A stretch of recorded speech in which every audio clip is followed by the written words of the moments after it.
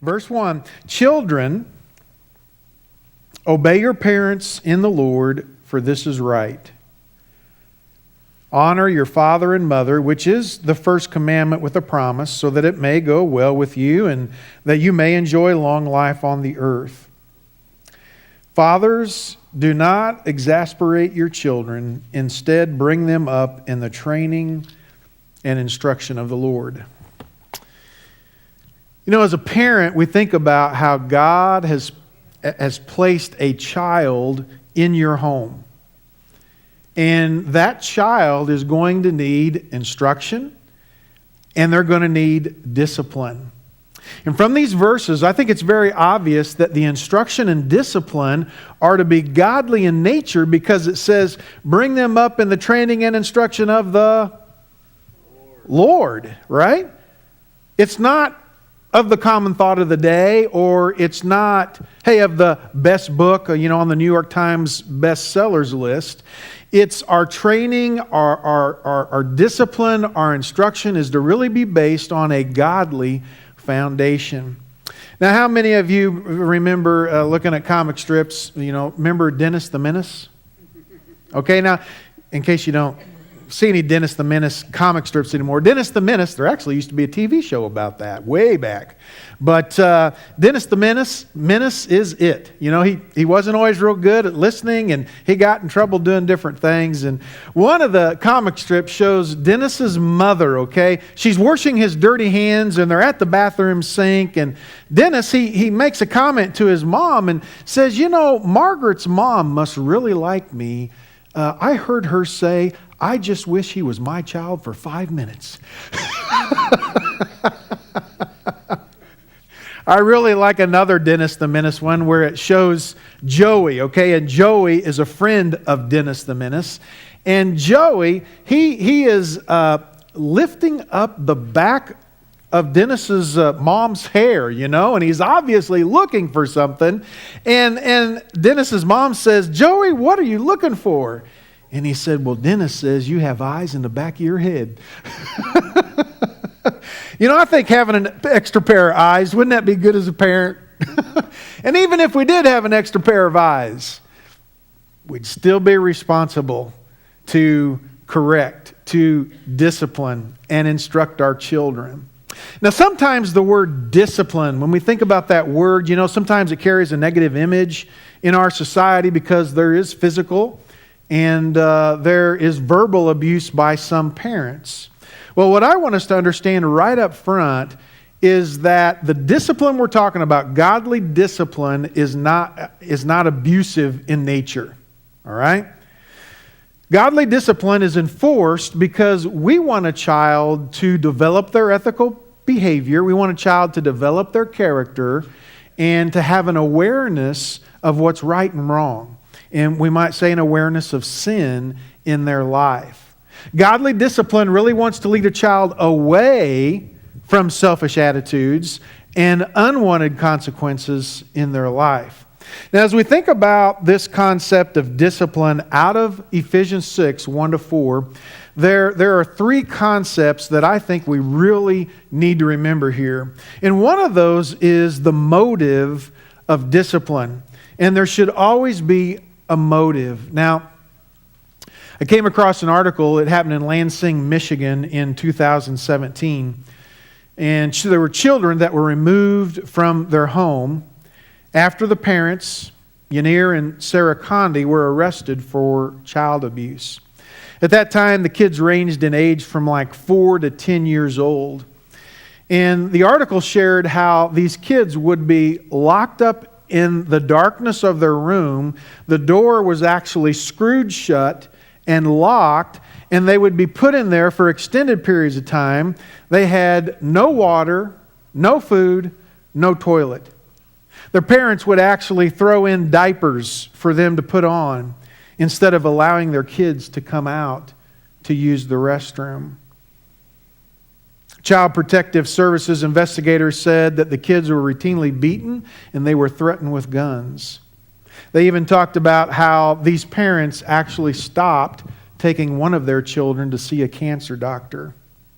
The oldest boy told investigators that he and his siblings would break holes in the walls to try to escape so that they might pass food and water through.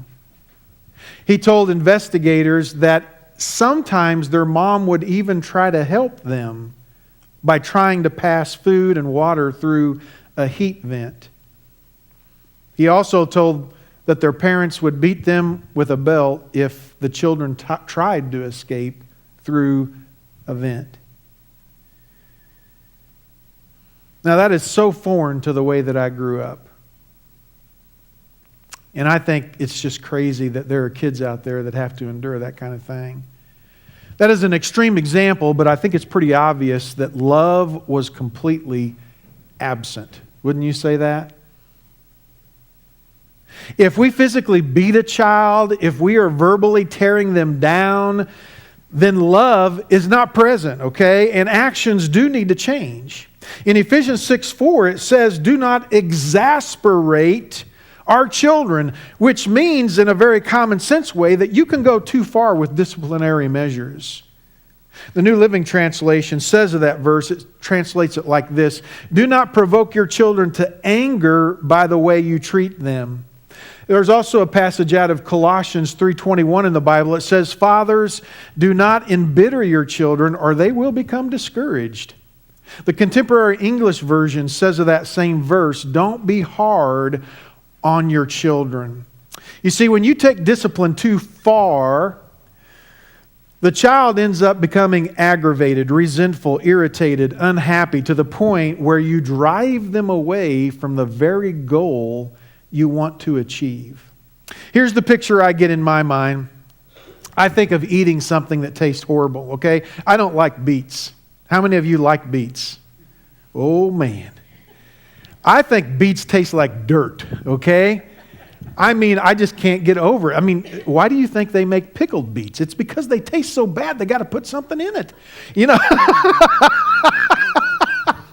I mean, I just think of something that you just don't like at all. It tastes horrible. Now, if I had to eat beets, okay, man, it would be really hard.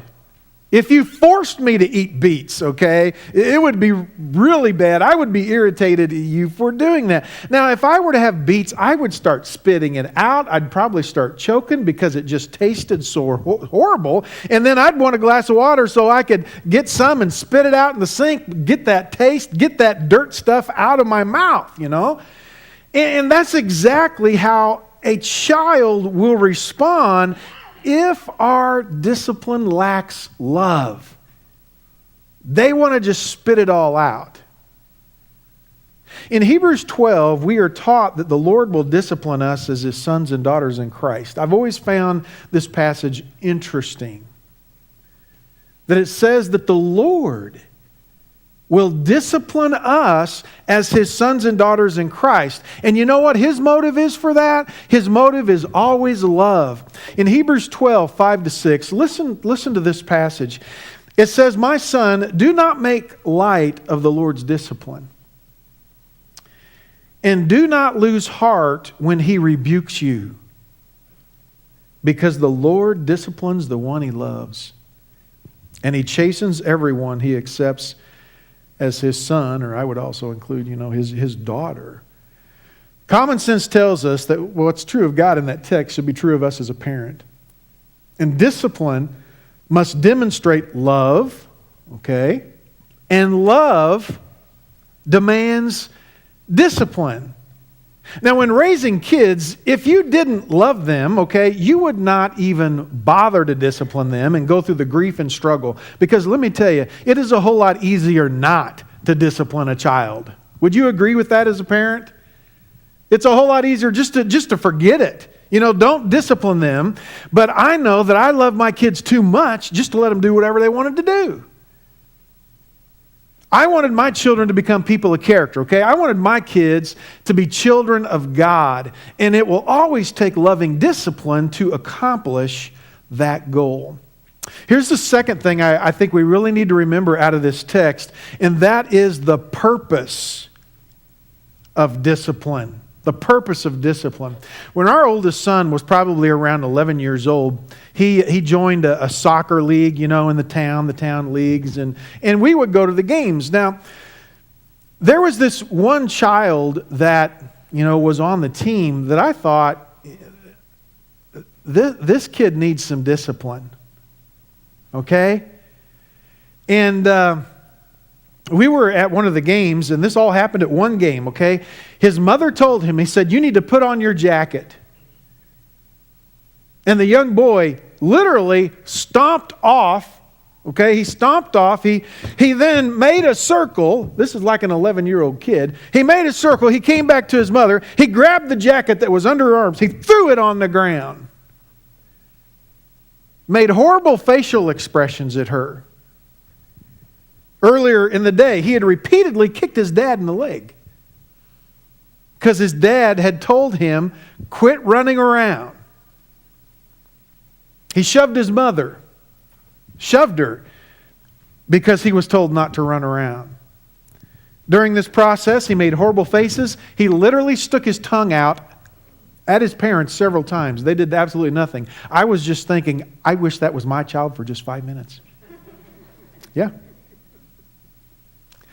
Here was a young boy that really needed some discipline with the express purpose, you see, of encouraging appropriate behavior. Because there is a purpose behind discipline. Here's what the Bible tells us about kids, about children. It says folly is bound up in the heart of a child. But the rod of discipline will drive it far from him. Now for me, there's the purpose of discipline, okay? It is to discourage, it is to drive out wrong behavior from their life. Now I know from raising kids, okay, they will try to get away with whatever they can. They really will. They will push you to the limits. And if this wrong behavior is not driven out through disciplinary measures, then get ready for greater wrong behavior a little later on in life. In the text, the words translated nurture in the King James Version, and it's translated training in the NIV, okay? It implies correcting and discipline. Now, common sense would tell us that you don't train and nurture an athlete without discipline. Okay, if an athlete has no discipline in their routine, then they're never going to improve as an athlete. A child needs both training, okay, and they need instruction that is based on the principles of godly behavior in order to improve, the skills that they need in life. In a book called The Family, John MacArthur Jr., he wrote this. He said, so I believe Paul is saying to parents, he's talking about this passage, you cannot just leave that child to develop on his or her own. You are the key to their life. Family chaos will only continue unless it is broken by an environment of loving discipline. In their book called Common Sense Parenting, Kent and Barbie Hughes, they say children are not naturally self-controlled. They are dominated by their impulses, typically acting spontaneously without little thought. Common sense told us that the sooner we helped our young children to curb their impulses, the better off we would all be. If young children are not disciplined by their parents, if they are not made to understand their boundaries and limits, and are not well acquainted with what no means, then chaos will reign, for the child will be in control. Whenever kids are out of control, I don't know, if kind of like the kid I was talking about. Whenever they don't respond to their parents, kind of like the kid I was talking about, it's a sign that there hasn't been much discipline given for wrong behavior, or at the very least, it shows that there is a work in progress going on, okay? I think about our granddaughter Gracie, okay? She just turned 2 years old. Now recently, okay, now I admit, the day that we were there, she was pretty tired. But she has this cover. It's her favorite cover. It's covered in strawberries, and she will take that cover and she'll come up to you and she'll swing it at you like that. And she'll swing it again at you, you know. Well, this week while I was sitting there, she came up and, you know, did that to me. And, you know, I said, now don't do that. We don't need to be going around hitting people with our covers. Well, she did it again, you know, just looking right at me.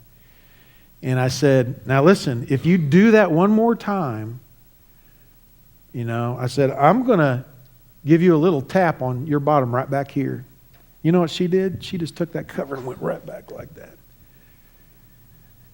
Now, guess what I'm supposed to do?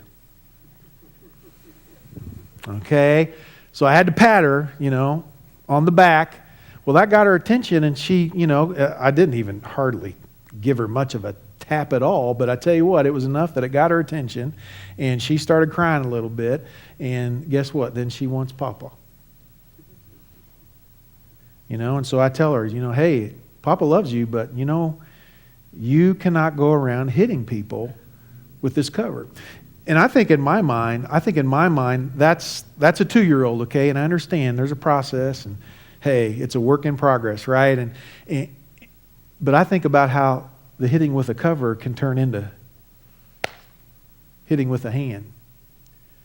And I think about how the hitting of the hand can turn into a punch.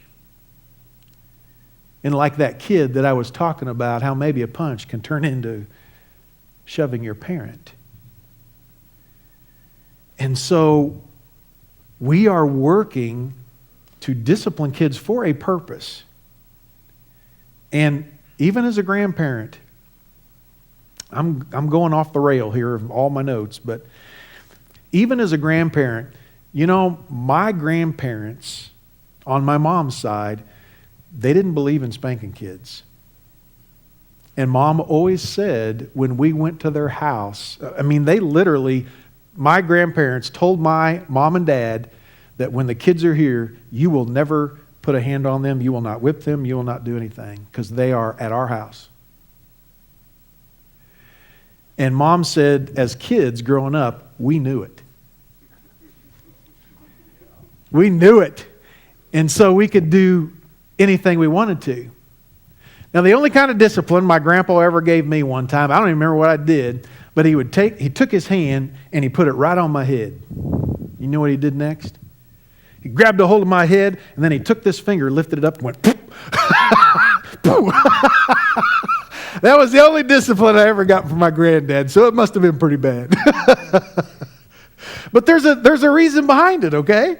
In Hebrews 12, 10 to 11, we actually find out in the passage that God uses discipline to bring out the best in His people. Here's what it says in the Scripture. And it's talking about parents as the example, but it says they, meaning parents, discipline us for a little while as they thought best, but God disciplines us for our good, in order that we may share in His holiness. Verse 11, no discipline seems pleasant at the time, but painful. Later on, however, it produces a harvest of righteousness and peace for those who have been trained by it. You see, since God uses discipline for our good and to produce a harvest of righteousness and peace, we would be absolutely foolish to withhold discipline from our children. Solomon, you know, he was given great wisdom by God in the Old Testament, and he's responsible for a lot of the book of Proverbs. In Proverbs 29:15, here's something he said. He said, a rod and reprimand impart wisdom, but a child left undisciplined disgraces its mother. Amen.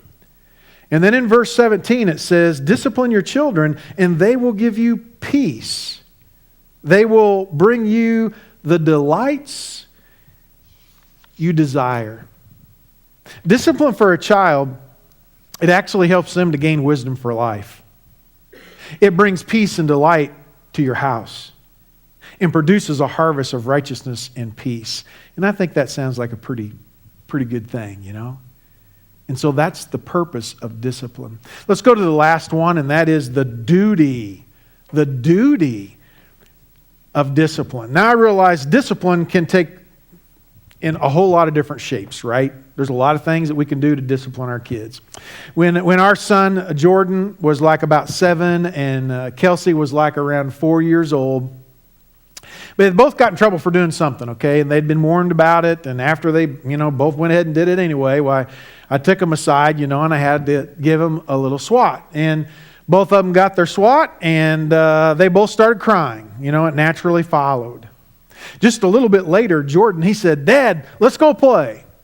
And I said, "Not now, son." I said, "I'm just exhausted." And Kelsey, she spoke up and said, "Well, you spanked us, and that's why you're exhausted."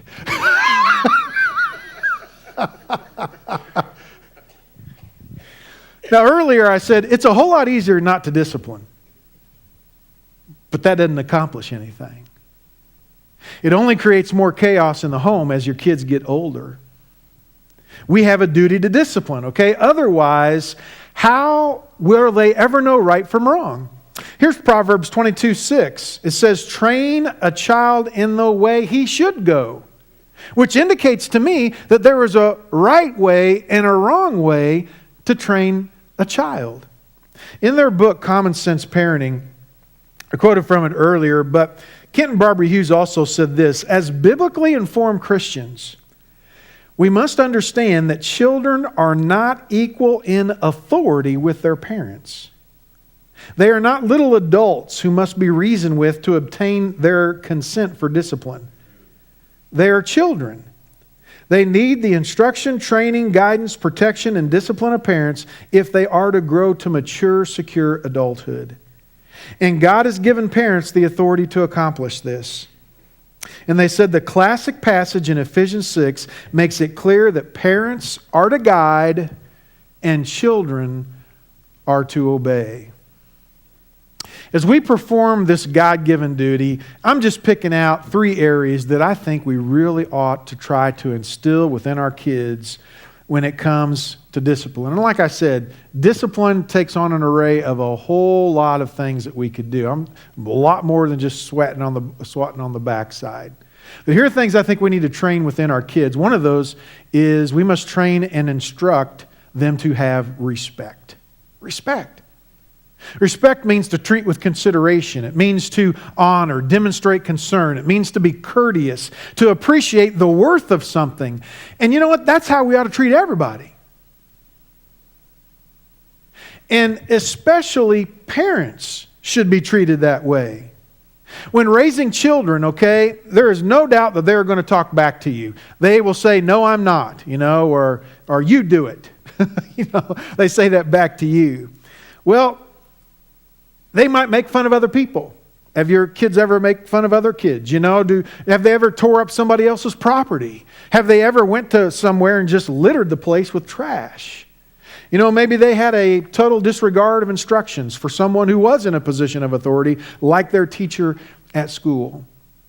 Whenever a child violates the principle of respect, you see some form of discipline should follow.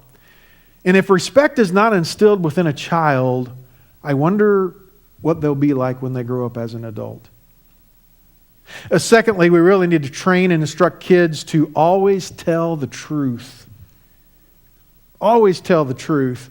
We had a few lies in our house. Something happens, you make the rounds. "Hey, here's this broken vase on the ground. Did you do it?" "No." "Did you do it?" "No." Well, if you didn't do it and you didn't do it and there's a broken vase on the ground, then who did it? Dog. Yeah.